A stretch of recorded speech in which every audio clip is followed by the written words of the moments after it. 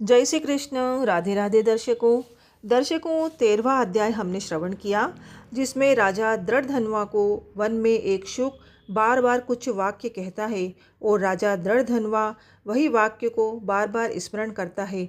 आगे क्या होता है हम श्रवण करेंगे 14वें अध्याय में। तो चलते हैं 14वें अध्याय की ओर। बोलो श्री कृष्णचंद्र भगवान की जय।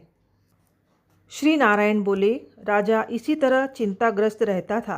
एक समय वाल्मीकि ऋषि उसके यहाँ आए। राजा ने जल्दी से उठकर भक्ति सहित उनके चरणों में नमस्कार किया।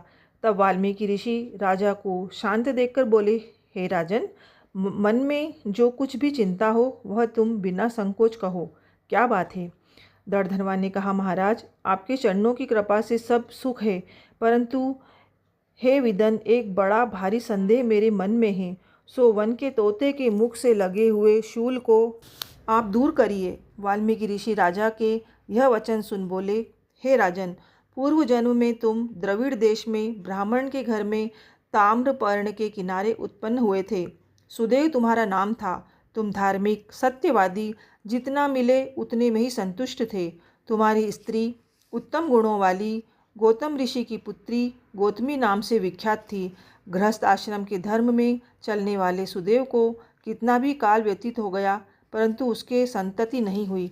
एक दिन आसन पर बैठा हुआ अपनी स्त्री से सेवा कराता हुआ थका हुआ वह ब्राह्मण बोला, हे सुंदरी, संसार में पुत्र से परे कोई सुख नहीं, क्योंकि तपदान से उत्पन्न पुत्र परलोक में सुख देते हैं। शुद्ध वंश में उत्पन्न हुई संतति इस लोक और परलोक में सुख देती है।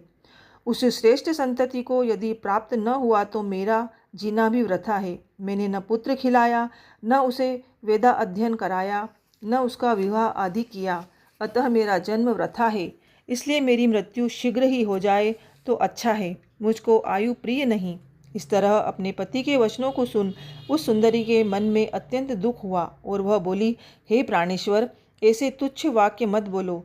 तुम्हारे जैसे वैष्णव शूरवीर कभी निराश नहीं होते हैं। विप्र, आप सत्य धर्म में तत्पर रहें। आपने तो स्वर्ग जीता है। पुत्र की इच्छा है तो जगन्नाथ की आराधना करो। वह ब्राह्मण श्रेष्ठ अपनी धर्म पत्नी के ऐसे वचन सुन निश्चय के साथ ताम्रपर्णी नदी के किनारे चला गया। वहाँ जाके पुण्य तीर्थ में स्नान कर महाभयंकर तप करने लगा। ऐसे उस तपोनिधि के 4000 वर्ष बीत गए। हे ब्राह्मण, उसके तप से त्रिलोकी कांप उठी। महाउग्र उस सिद्धदेव का तप देख बड़े वेग से गरुड़ पर सवार भक्त वत्सल श्री भगवान प्रकट हुए।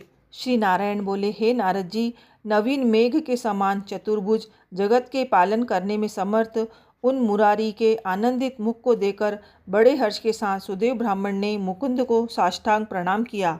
हमारा 14वां अध्याय यहीं समाप्त होता है। कल हम 15वें अध्याय की कथा आपको श्रवण करवाएंगे। प्लीज़ चैनल को लाइक सब्सक्राइब जरूर कर दीजिएगा। जय श्री कृष्ण। राधे राधे।